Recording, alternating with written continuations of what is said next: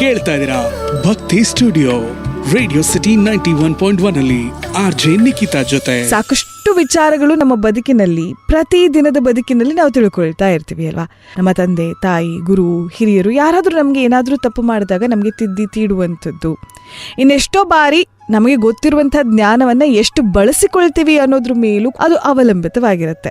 ಅದೇ ರೀತಿಯಲ್ಲಿ ವಿವೇಕವಂತನಾಗಿರುವಂಥವನು ಯಾವತ್ತೂ ಕೂಡ ಯೋಚನೆ ಮಾಡದೆ ಮುಂದುವರಿಯೋದಿಲ್ಲ, ಯೋಚನೆ ಮಾಡದೆ ವರ್ತಿಸೋದಿಲ್ಲ, ಯೋಚನೆ ಮಾಡದೆ ನಿರ್ಧರಿಸುವಂಥವನಲ್ಲ. ಹಾಗೆ ವಿವೇಕ ಅನ್ನುವಂಥವನು ಯಾವುದೇ ನಿರ್ಧಾರ ಅಥವಾ ಒಂದು ಸನ್ನಿವೇಶದಲ್ಲಿ ಯೋಚನೆ ಮಾಡಿ ಮುಂದುವರಿಯುವಂಥವನು ಅನ್ನುವಂಥ ಅರ್ಥ. ಹಾಗೆ ಯಾಕೆ ಈ ವಿಚಾರವನ್ನ ಹೇಳ್ತಿದ್ದೀನಿ ಅಂತ ಹೇಳಿದ್ರೆ, ತುಂಬಾ ಹಿಂದೆ ಪೂರಿಕ ಅನ್ನುವಂತಹ ಒಬ್ಬ ರಾಜ ಇರ್ತಾನೆ.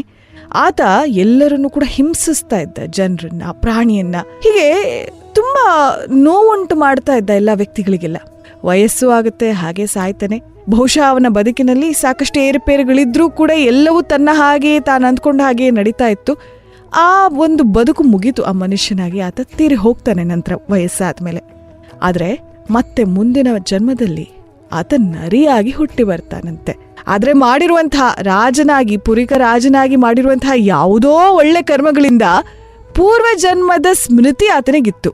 ಅಷ್ಟೇ ಅಲ್ಲ, ನಾನು ಹಿಂದಿನ ಜನ್ಮದಲ್ಲಿ ಏನು ತಪ್ಪನ್ನ ಮಾಡಿದ್ದೆ, ಇದರಿಂದ ನಾನು ಏನು ಪಾಠ ಕಲ್ತಿದ್ದೀನಿ, ಮತ್ತಿನ್ನೇನನ್ನ ನಾನು ಮತ್ತೆ ಅದನ್ನ ಅದೇ ರೀತಿಯಾಗಿ ಬದುಕನ್ನ ಸಾಗಿಸಬಾರದು ಅನ್ನುವಂಥದ್ದು ಆತನಿಗೆ ತಿಳಿದಿತ್ತಂತೆ. ನೋಡಿ, ಯಾವುದೋ ಒಂದು ಒಳ್ಳೆ ಕೆಲಸ ಮಾಡಿರುವಂಥದ್ದು ಆತನನ್ನು ರಕ್ಷಿಸಿರುವಂಥದ್ದು. ಅದಕ್ಕೆ ಹೇಳೋದು, ಯಾವುದಾದ್ರೂ ಒಳ್ಳೆ ಕೆಲಸ ಮಾಡಿದ್ರೆ ಎಲ್ಲೋ ಒಂದು ರಕ್ಷಣೆ ನಮಗೆ ಸಿಗುತ್ತೆ.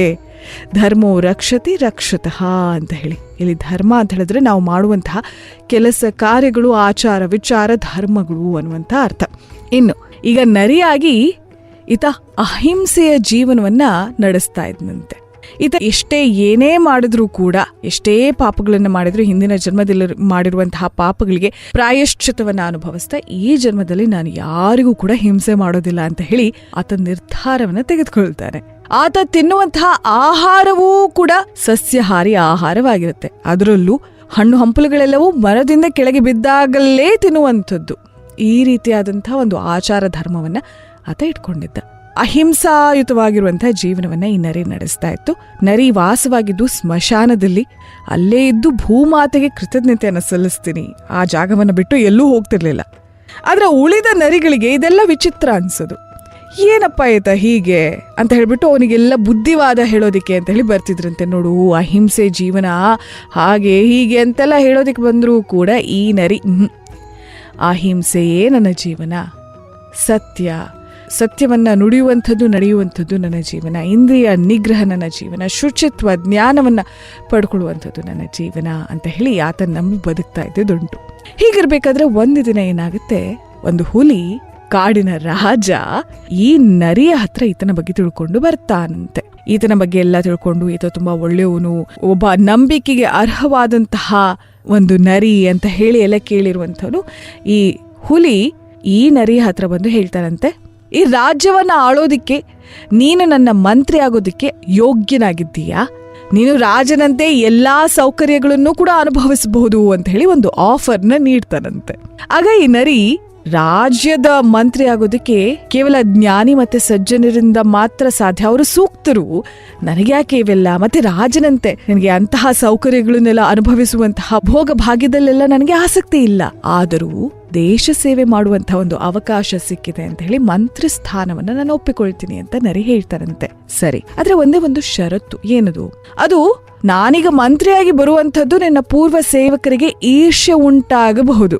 ಆದರೆ ಹಾಗಾದಾಗ ನಮ್ಮಿಬ್ಬರ ಮಧ್ಯೆ ಭಿನ್ನಾಭಿಪ್ರಾಯವನ್ನ ತಂದಿಡಲೂಬಹುದು ಅವರು.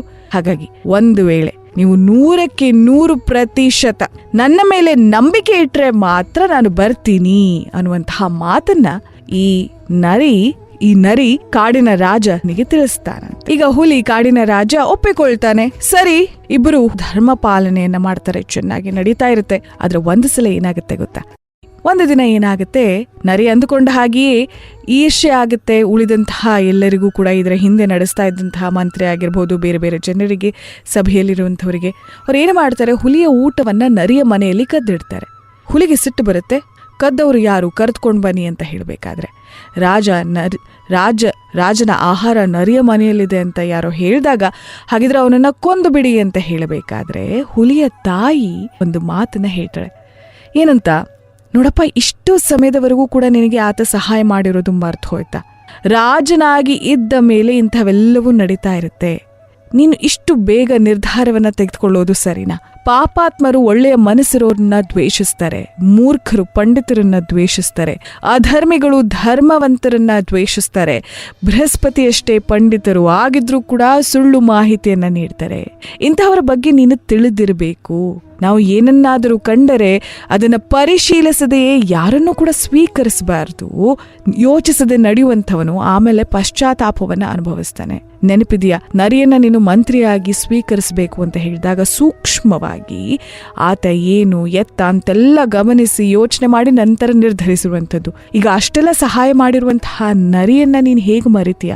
ಆತನಿಗೆ ಅಂತಹ ಶಿಕ್ಷೆ ನೀಡೋದು ಸರಿಯಲ್ಲ ಅಂತ ಹೇಳಿಬಿಟ್ಟು ತಾಯಿ ಹೇಳಿದಾಗ ಹುಲಿ ತಾಯಿಯ ಮಾತನ್ನ ಕೇಳುತ್ತೆ.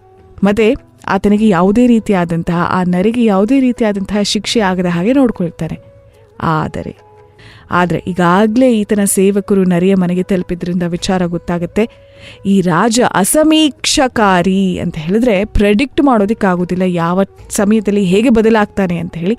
ಇಂತಹ ರಾಜನಿಗೆ ನಾನು ಮಂತ್ರಿ ಆಗೋದಕ್ಕೆ ಸರಿಯಲ್ಲ ಅಂತ ಹೇಳಿ ಮಂತ್ರಿ ಸ್ಥಾನವನ್ನು ಬಿಟ್ಟುಕೊಡ್ತಾನಂತೆ ಈ ನರಿ. ಹೀಗೆ ನಾವು ನುಡಿದಂತೆ ನಡೆಯುವಂಥದ್ದು ಎಷ್ಟು ಮುಖ್ಯ ಅನ್ನೋದನ್ನ ಈ ಕಥೆಯ ಮುಖಾಂತರ ನಾವು ತಿಳ್ಕೊಳ್ತೀವಿ. ಹಾಗೆ ನಿಮಗೂ ಕೂಡ ಏನನ್ನಿಸ್ತು ಅನ್ನೋದನ್ನ ನನಗೆ ಸಂದೇಶ ಕಳಿಸಿ 9586060601ಗೆ. ಮತ್ತೊಮ್ಮೆ 9586060601ಗೆ. ಕೇಳ್ತಾ ಇದ್ದೀರಾ ಭಕ್ತಿ ಸ್ಟುಡಿಯೋ ರೇಡಿಯೋ ಸಿಟಿ 91.1 ಅಲ್ಲಿ RJ ನಿಖಿತಾ ಜೊತೆ.